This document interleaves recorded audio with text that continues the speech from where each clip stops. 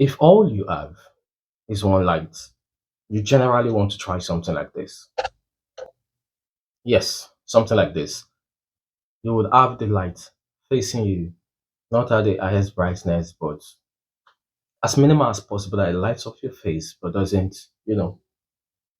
pour in too much to have too many reflections on your face and on your background. Because for you to get the best sort of lighting for your background, you can't just use one light to do it all.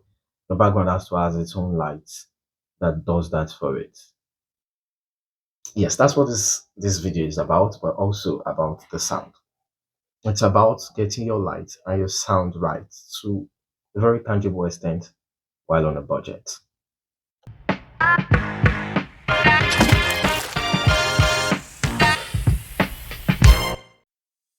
When it comes to getting the best sound and light while you're on the budget, I would break it down into three. I would say you observe, you optimize, and then you proceed. Now, I'll try and run through each segment as fast as possible. Now, when you observe, observation has to do with timing and your resource. Now, when it comes to timing for both light and sound, you need to observe the timing for the best scenery you want when it comes to the light. When it comes to sound, you observe the timing for the best quality. If you live in a place where you know that it's noisiest in the afternoon, then definitely you do not want to record in the afternoon. If you want the kind of scenery wherein you want as much darkness as possible for your colored light to really pop, then definitely you do not want to record in the afternoon wherein a whole lot of natural light would pour in, especially if you do not have black curtains that you can actually use to drape out every light source in your house, like say the windows and the doors and whatnot. So when you've observed what you have, right, with the proper timing, then you can proceed to optimizing. Now, let's digress a bit further on observing what you have. For the sound, perhaps you do not have any budget at all to get the smallest sort of external mic, and you have to use your phone mic. You have to observe how best it can perform and already think ahead on how you would optimize. If you're going to be optimizing during the post-recording process, as in the editing process, you have to observe how best it works and how best the product you're going to be editing with works. Otherwise, you need to also observe your finance. Probably, maybe you'll be able to afford the smallest of sort of mics. Like currently, I think you'd have heard some sound while I touch this. This is the mic that is currently taking the sound all this while you listened. Let me hand it back. It's on the tripod. This mic cost me when I bought it, I think less than 10,000 rand. That was about 2 years ago when I didn't really have any major need for it. I think that's something I'm going to advise while doing all of this budgeting. When you feel you do not particularly need a product, but you know it's in your line of work and you could afford it, especially when this budget is best that you buy it. You will need it later. I've had a whole lot of little tech here and there around the house that even after meeting my wife will be like, why did you buy all of these things? Why did you buy all of these small things? But over time, we found them being very useful for our works. So if you observe that you have a little sort of funds, you could either buy that type of mic that I just showed you, or you buy something similar to this if you're using an Android. This will work, I think, even for some iPhones now. But if you're using an iPhone that uses Type-C, my best bet is you're not on a budget. So if you're using an Android, the Samsung earphones, the Type-C tuned by AKG, will be the best option I would advise for you. Hang it, plug it to your phone, and hang it to the tripod or the stack of books wherein you have your phone laying and recording you, so that the mic, this part which is the mic, will literally be facing across you, and then when you're recording, your sound will be getting picked by it. Otherwise, if you're stuck with using your internal mic, for most phones their internal mic are not the best, but they are definitely better than earbuds. Thank God I remember talking about that. I will never ever advise that you record with earbuds. Earbuds, it's not like they're bad products, but their main job until recently that producers have been thinking, like producers of earbuds, like people that sell earbuds, basically people that make earbuds, have been thinking of actually putting more focus in the mic system, right? But The sole purpose of earbuds initially was to just have speakers in your ears. So that's why I don't really blame when an earbud does not really have a good mic and you're angry that, oh, call quality is not good, it's not as good as the earbud, and go relax.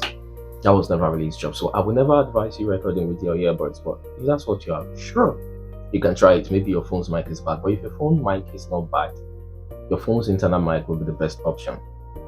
Now, once you're done, you can either use your editing app to process it accordingly. I know CapCut has an option for you to reduce noise.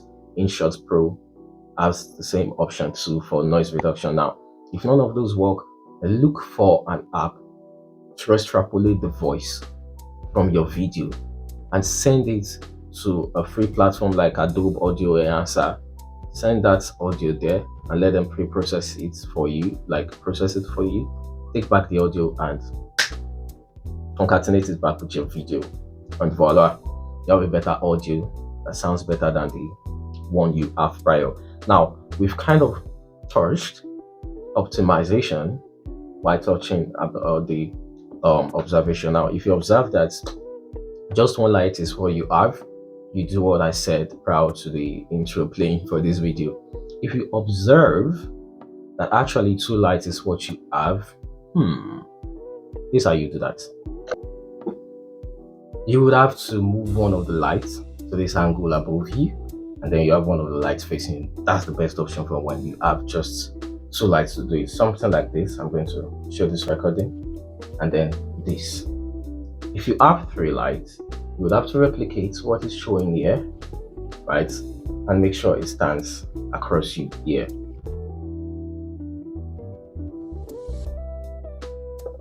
Or you could go the route which I am doing with this right now. You could have 2 of them at the back, lighting up your background, right? And then one of them just facing you, minimal brightness, like I stated. And there is, maybe I should snap that. The beginning of the video, if you take a very good notice, you would observe that we have a little bit more brightness, right, than what we currently have now. That's because we have a light above which I specifically fixed for the purpose of such brightness prior to me using these 2 lights of my background. The lights, they were on then, but now I have only just one of them on. Basically, you don't need more than, let's say, about 4 lights maximum, and you can always do with 1 light or just 2 lights. Another way you could use 2 lights to light up your place is have that one facing you, right, and have one facing your background. Always try to keep a plain background as much as possible.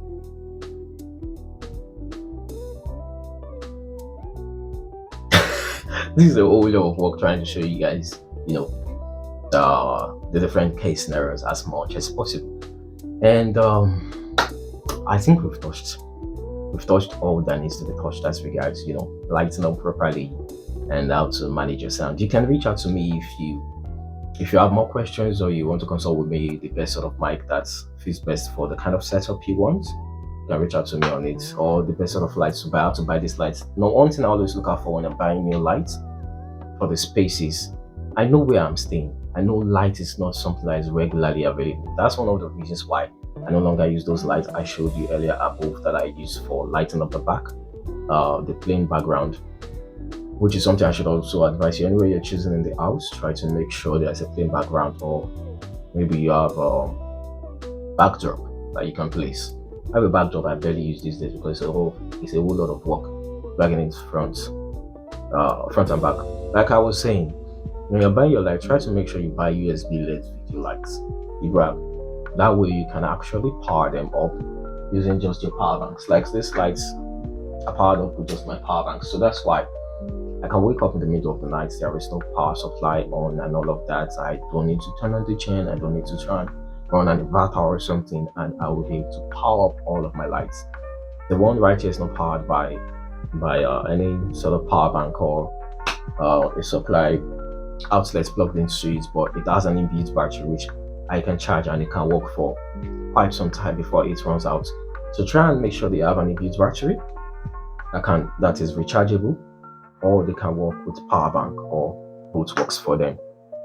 And I think that's about it for this video. Feel free to reach out to me through email or a chat on WhatsApp on how to implement this better if you still have some questions or need some guidance on some purchases, which is one of the stuff that I do. I consult, I procure.